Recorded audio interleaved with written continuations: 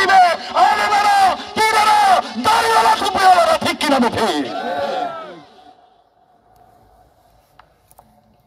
আমার ভাইরা, আমি একবার বলতে চাই, ও আমার বন্ধুরা, কি অপরাধ ছিল আল্লামা সাঈদী সাহেবের? একটাই মাত্র অপরাধ, তিনি এই নবীর দেওয়া দায়িত্ব পালন করেছে।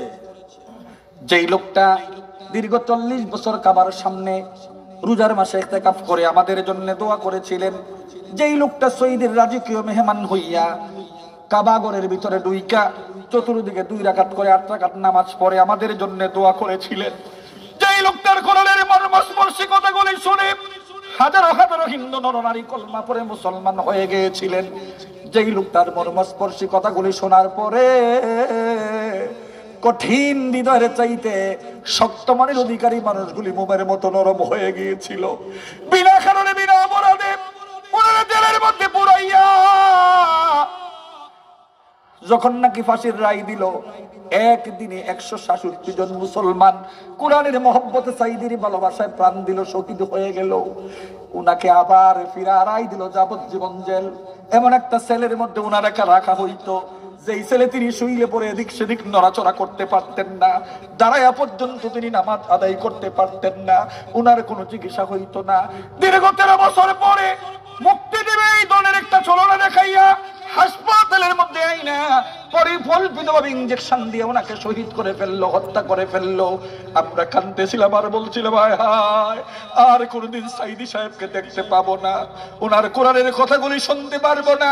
এমন একটা জায়গায় ওনার জানাজা যদি হয়, যেখানে গিয়ে আমরা তার জানাজায় অংশগ্রহণ করে কলিজার আগুনটা নিভাতে পারবো।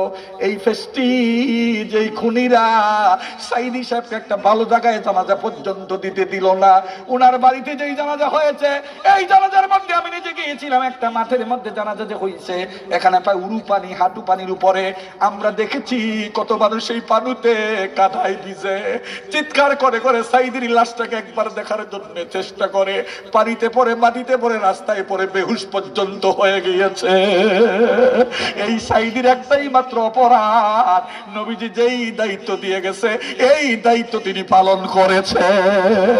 জেলের মধ্যে প্রস্তাব দিয়েছিল, আপনি ওয়াজের ময়দানে যাইতে পারবেন, কোনো বাধা নাই, মন্ত্রী হইতে চাইলে মন্ত্রী হইতে পারবেন, কোনো বাধা নাই, শুধু দলদারে ছাইরা দেন আর আমাদের গদি নষ্ট হয় এমন কোনো কথা বললেন না। তিনি দ্বিত্ব কণ্ঠে বলেছিলেন, কার গদি থাকবে আর কার গদি যাবে এটা আমার দেখার বিষয় না, কোরআনের কথাগুলি যেভাবে বলা দরকার এভাবেই বলবো, যদি বলার সুযোগ পাওয়া যায়, ঠিক কিনা? এবার বাইরা এই দেশের বড় বড় আলেমগুলোরে হত্যা করা হয়েছে, শহীদ করা হয়েছে একমাত্র নবীর দেওয়া দায়িত্ব পালনের কারণে।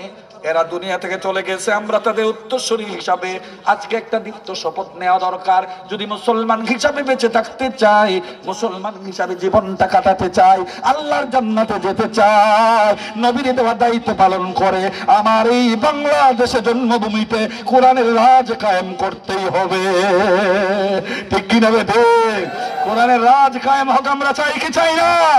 আমরা চেষ্টা করবো কি করবো না? কারা চেষ্টা করবে একটু হাত উড়ায় দেখায় দেন, ডাক দেন আল্লাহ আল্লাহ আল্লাহ আল্লাহ।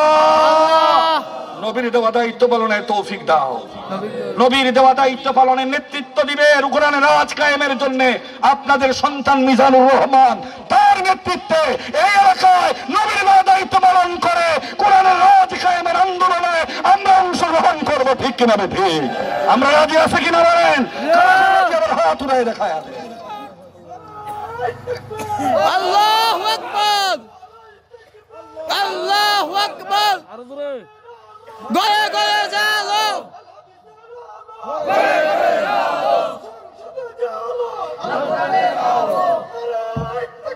আল্লাহু আকবার। আল্লাহ কবুল করুক, আমিন কোন আমিন। আমার আলোচনা প্রায় 1.5 ঘন্টার উপরে হয়ে গেছে, আরো কইতাম, আপনারা শুনতে চান?